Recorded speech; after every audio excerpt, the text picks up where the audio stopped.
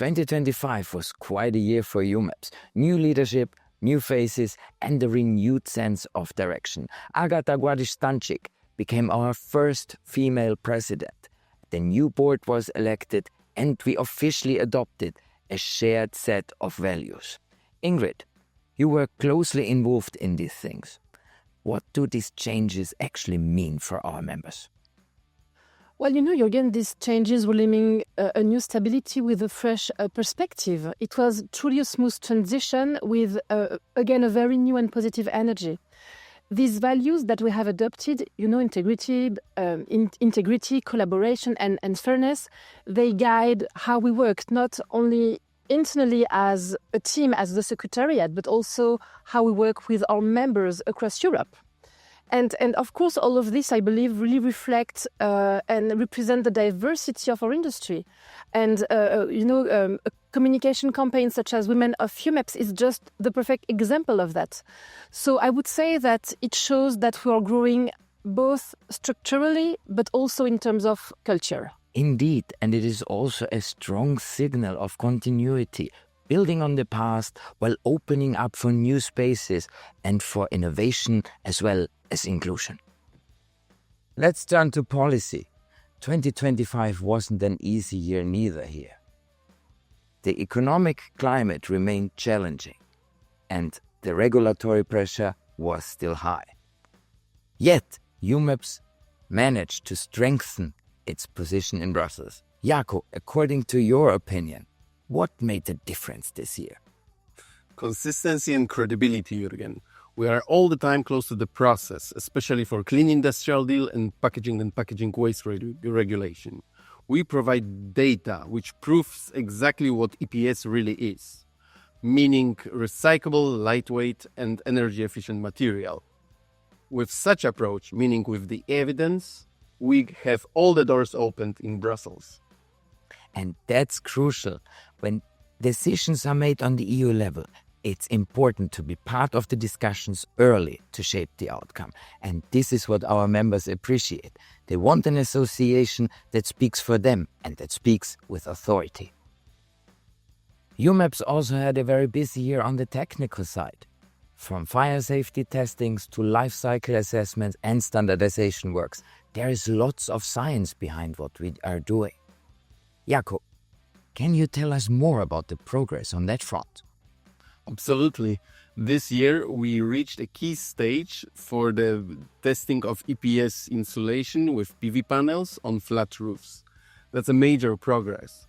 We also contributed to the development of the European assessment document for ethics, proving exactly that EPS is a perfect solution for ethics systems. We also developed several life cycle assessments for EPS packaging, exactly proving that the carbon footprint of EPS is lower than of the other alternatives. All these efforts reinforce one message, that EPS is a safe, sustainable, and future-ready solution. And that shows that our technical team is not just following regulations. We are helping to shape it. And that's what gives credibility to EUMEPS. Circularity has become the key of every policy discussion in Europe. EUMEPS has been working hard to make it tangible, from Malta to Geneva. Ingrid, can you share how our projects have contributed to this in 2025? First thing that comes to mind is the Malta project. It's a very, very good example of what we are trying to achieve as EUMEPS by making Malta the first European country where EPS is 100% recycled. It's truly a concrete example and a local achievement at the European level. So we are very, very proud of that. Then we also participated as EUMEPS in the Global Plastic Treaty negotiation taking place in Geneva. The objective was to make sure that EPS is recognized as a recyclable material contributing to circular solutions. It is about showing with evidence that EPS is part of the solution. It's a clear and confident message, a message that reflects our entire approach. Facts, cooperation, and results. Finally, communication.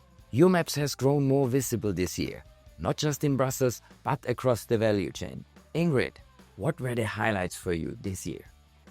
Well, Jürgen, the first thing that comes to mind is this series of high-level publications that we have done this year. It was really a first time for EUMEPS, and these publications were supported by members of the European Parliament. And for me, this is also the proof that our messages finally echo at the European level. It was really a big step. Then, of course, there was the Women of EUMEPS campaign that we launched this year. It connected people, but it also showed the diversity of our industry. For me, it's a beautiful example of inclusion. And finally, I am extremely proud of our EUMEPS Talk series. It's a video series where each member of the EUMEPS teams explain in simple words all the benefits of joining EUMEPS for potential members. So all of this together truly made EUMEPS more accessible and more human.